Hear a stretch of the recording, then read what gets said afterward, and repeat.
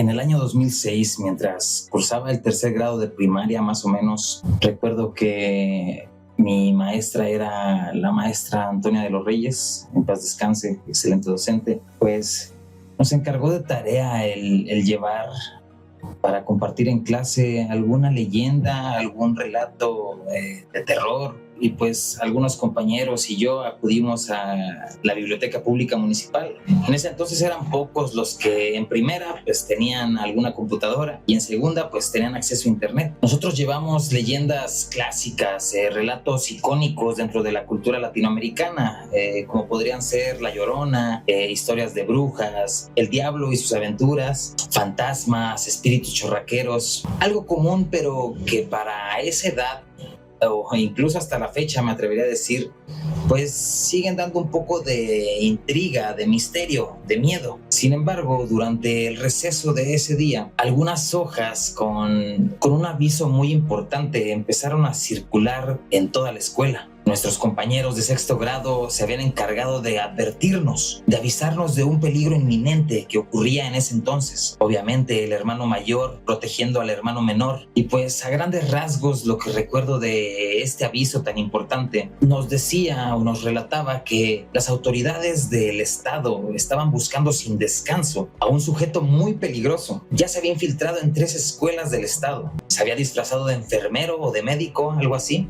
para ingresar a las escuelas e inyectar el VIH a los alumnos de dichas escuelas. En este aviso alertaban a las autoridades de la escuela, así como a los alumnos, de tener mucho cuidado, ya que sospechaban que este sádico personaje posiblemente se había ocultado en nuestra región. Entre el alumnado obviamente hubo pánico colectivo. El tener esta información impresa lo hacía ver como veraz, como una fuente confiable. En ese entonces no era común que alguien pudiera imprimir dicha información y más en repetidas ocasiones, así que eso era lo que me provocaba miedo en ese entonces. Obviamente viviendo en un medio rural donde la globalización, las TICs llegaban un poco rezagadas, pues fue muy fácil caer en esta información falsa. Hoy por hoy puedo decir que aquel joven estudiante que se le ocurrió entrar a algún foro desconocido, modificar el relato un poco para que coincidiera con las características de la región y además imprimirla y sacarle copias para repartirlas en la escuela. No lo sé, simplemente tengo que decir que soy tu fan. Pero sí,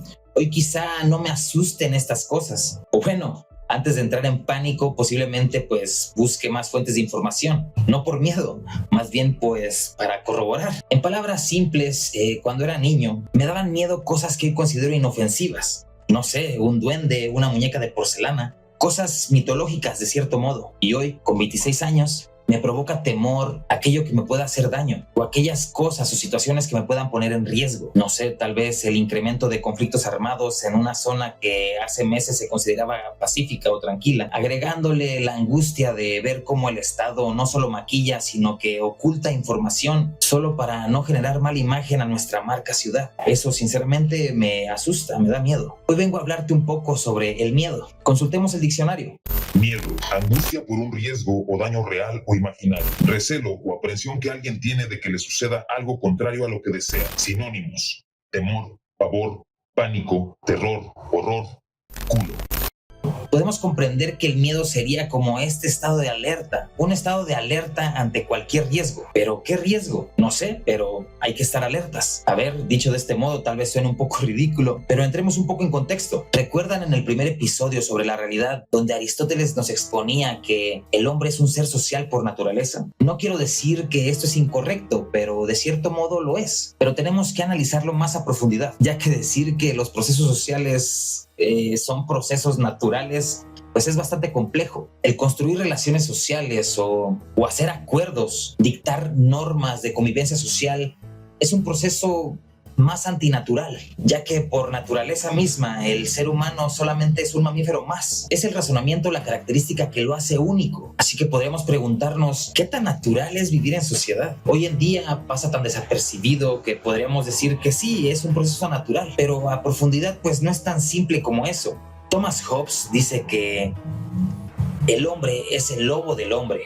Dicha frase resume el argumento de que, previo a todos los acuerdos sociales y y normas de convivencia que se adoptaron, el hombre vive en un estado de naturaleza y que antes de ser un ser social, el hombre es más egoísta, individualista y busca imponerse a otros seres humanos para su beneficio. Los acuerdos sociales se crearon de tal modo para que todo fuera más justo para todos, que nadie se aproveche de nadie y que todos seamos vistos como iguales. Hobbes nos dice que el hombre se dio parte de su libertad para tener un poco de seguridad y protección, y estas cualidades se las otorga a un tercero que lo hace valer ante la sociedad y que se encarga de preservar este estado de paz y evitar que todo sea caos. Este ente se encarga de hacerte valer ante la sociedad y también se encarga de castigar a quienes atenten contra tus derechos. A este ente le otorgamos poder y este poder es el que genera el miedo. Por eso Hobbes propone que la sociedad está instaurada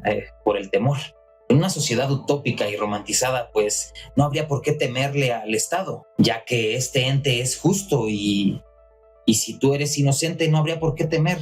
Pero ¿qué pasa cuando el organismo que se encarga de darte protección y seguridad pues atenta contra estas cualidades? Desafortunadamente el Estado es consciente de ello y durante décadas han ido insensibilizando a la masa para que cada vez vaya normalizando más los actos de violencia. Quizá ya no nos sorprendemos o nos aterrorizamos como un niño de primaria, pero el sensacionalismo pues logra su cometido. Sigue siendo impactante, traumatizante. Nos activa el estado de alerta que antes mencionábamos y nos mantiene prevenidos ante un posible riesgo, un riesgo que ni siquiera conocemos. En la utopía de Hobbes, pues el monarca o soberano no debería de aprovecharse de esta cualidad. Sin embargo, a lo largo de la historia podemos ver un sinfín de muestras de poder de una nación fuerte doblegando el yugo de las naciones más débiles, manteniendo conflictos pasivo-agresivos que nos mantienen alerta sobre un posible conflicto bélico que puede llegar a suceder.